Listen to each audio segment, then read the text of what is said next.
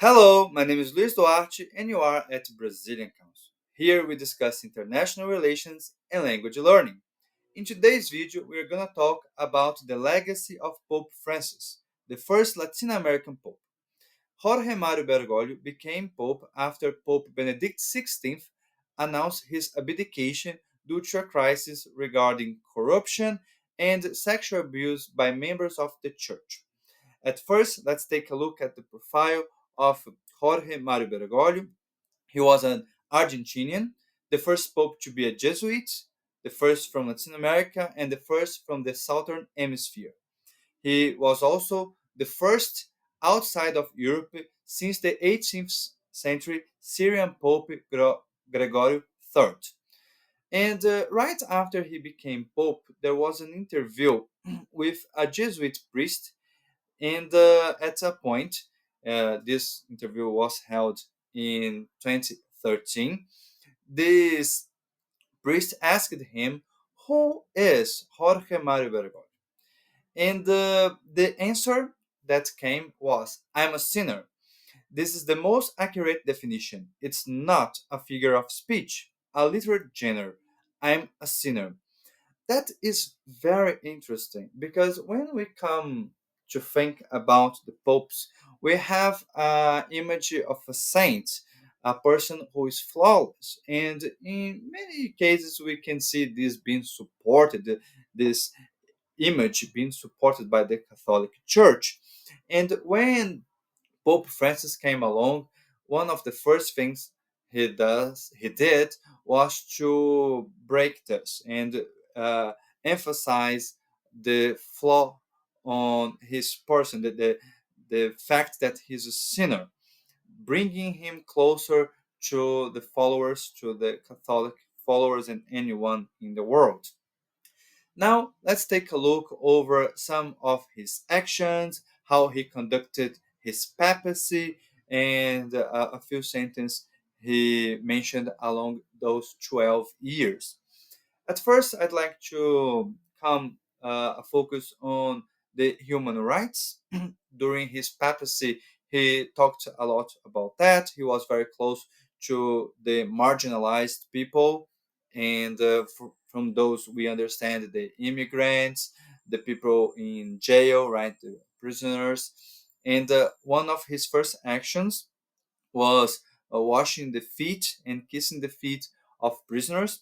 We would see this being done by the Pope with the cardinals, and Pope Francis did this with prisoners and putting women in the list of those people, which was a first.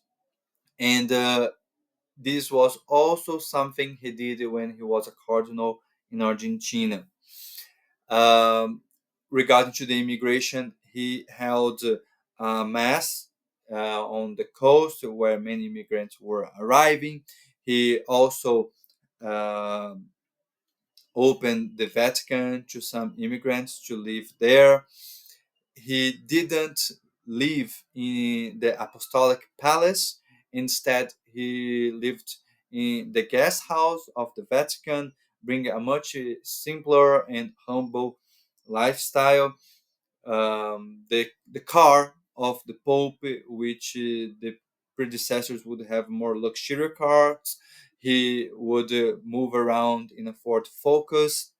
So, a lot of actions that would emphasize his approach to closer Pope to the people, earning him the nickname of Pope of the Peripheries, Pope of the Street, and emphasizing his approach into a reform. Nevertheless, many people would criticize that the reforms carried out were not as strong as some would desire, but he did carry out a reform. Later on in the video, I'm going to dive into a specific reform he carried out with the cardinals. Uh, for now, let's take a look in the diplomacy. The Pope was famous for being a public person, a social media Pope, but he also carried out a silent diplomacy by many.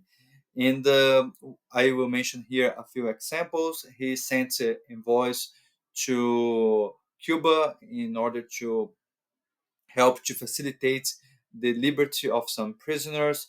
He also sent people to assist in the negotiation of peace in Colombia. He went to Iraq. He went to the Central African Republic, to South Sudan, and this is a very interesting moment because there he kissed the feet of the leaders of South Sudan in attempts in calling for the cease of the war and to find a negotiated peace. He also worked on the interfaith dialogue, as mentioned by a Muslim leader in Europe. At once, he mentioned that all religions are paths to God. He was the first pope to visit the Arabic Peninsula, the first pope to talk to the leader of the Orthodox Church. He would dialogue with many other churches and visiting small communities of Catholics around the world. For example, during this war in Gaza, he would call to the small Catholic community there every single day, summing up more than 500 calls until his death. He visited Singapore with a small Catholic community, but also there are big communities in Asia, named mostly by Philippines and East Timor, right? Former Spanish and Portuguese colonies. And the gathering that took place in East Timor was the biggest for a pope, over 600,000 people, which is really remarkable once we think that East Timor has a population over 1.4 million people. Um, and a lot of engagements in the global south. We're going to Africa, the region where uh, the church is gaining more followers recently, and more to Asia. No other pope has visited those two regions as much as Pope Francis did. Um, the other aspect that is interesting is about his presence in the digital world. Let me quote here from the CNN article. He had multiple accounts in Twitter, now X, nine official accounts with more than 53 million followers in multiple languages, and another 10 million followers on Instagram. Once he mentioned that the internet was a gift from God, and he would be engaging in this a lot. One other aspect of Pope Francis was regarding to some comments trying to include more people, and one of those remarkable comments was related to LGBT community. At one moment, he said, "If someone is gay and he searches for the Lord and he has goodwill, who am I to judge?" So there were a lot of these statements and attitudes moving toward to reformism and liberation, but there were a lot of pushbacks from the conservative part of the church. So the dispute between these two groups in the church uh, would bring some criticism to Pope Francis, saying that he didn't move as fast as some people would like with the reform, and in the other side, other people would say that he moved too fast with the reforms. Well, nevertheless, one thing is true: there was a movement, there was a reform of sorts, and for that, I'd like to go for the cardinal composition, right? And for that, I'm quoting I'm taking as a reference the article from Pew Research Institute, in which they talk about the composition of the 135 cardinals who are under 30 years old and thus eligible to vote. There are more cardinals around the world, but we are going to focus on those ones. They are the ones who are going to elect the next pope. And we will compare the current group with the group that we had in 2013 when Pope Francis was elected. Well, so here we go for some data. This group is certainly less European. In 2013, the cardinals from Europe represented 51% of the cardinals, more clearly a majority, but Europe represented only 23% of the Catholics. Nowadays, there is a huge drop there. Europe accounts for 21% of the followers, but only with 40% of the cardinals. Not only, right? It is still a majority, a clear the biggest group of cardinals, but a big drop from 51% to 40%. The second region with more cardinals is Latin America and the Caribbean, with the biggest group of followers, 41% of the Catholics of the world. This is very interesting because Europe and Latin America are the contrary of each other. Europe accounts for 40% of the cardinals with 20% of the followers, and Latin America is the contrary, 41% of the Catholics with 18% of the cardinals. The number of cardinals remain pretty much the same. Asia Pacific, we had 10% of the cardinals, now they account for 18% with 11% of the followers. This is very interesting because some people would say that the first millennium, the Catholic Church was focused on Europe. The second millennium, it was about the Americas. And now, at the start of the third millennium, we see a sign of a movement of the church going towards the sub-Saharan Africa and Asia. And by this, we see this number of cardinals because Asia represents nowadays 11% of the followers, but it has 18% of the cardinals, the same number in percentage as Latin America, with 1/4 of the followers.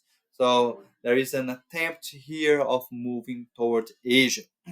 North America has 7% of the followers, with 10% of the cardinals. North America is pretty much close to its representation in number of followers and cardinals. Nevertheless, reduce a little bit to give space to the other regions. Sub-Saharan Africa had 88%, 8% of the cardinals. Now it has 12, an increase of 4% in the representation, but the number of followers is more, is 19%, almost 20%. So Sub-Saharan Africa is now closer to the number of followers we have in Europe, and the number of cardinals is increasing, catching up in the representation of Latin America. And last but not least, we have the Middle East and North Africa, which would be the Arabic and Muslim Africa, and the Sub-Saharan Africa is what we understand as the Black Africa. Uh, Taking a look over the ethnies that take over the continent and take over Middle East and North Africa, the Muslim community. We have 1% of the followers and now 3% of the cardinals. It was 2%, now 3%. North America and Middle East, North Africa, it's pretty much even to its representation. Where we don't have the balance is Europe and Latin America and Sub-Saharan Africa.